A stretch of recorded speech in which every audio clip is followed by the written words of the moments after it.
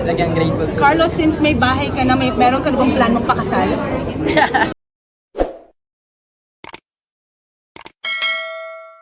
Two-time Olympic gold medalist Carlos Yulo, nagpasalamat sa mainit na pag-hero's welcome sa kanila at pinasalamatan niya ang kanyang ama sa pag-welcome nito. Maraming salamat pa, masaya ako nakita kita doon nakasuporta. Pasensya na pa hindi ako masyado nakakaway, ang daming nagpa-autograph hehe, ayon kay Carlos. Kita-kits soon pa, dagdag pa niya.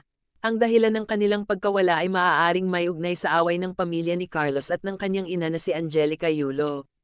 Upang tapusin ang kanilang hindi pagkakaunawaan, hinimok ng kanyang tatay na kausapin sila ni Carlos. Anak, congrats sa'yo, congrats sa inyo ni Chloe, sana mag-usap tayo, mag-usap kayo ni mama mo kung ano man yung issue pag-usapan natin.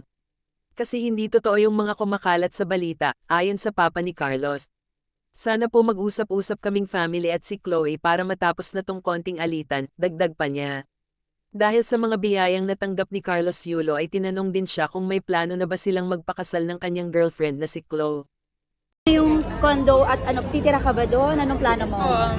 Super blessed and super happy po sa recognition po na nabigay po nila sa amin. Maraming salamat po. Yeah.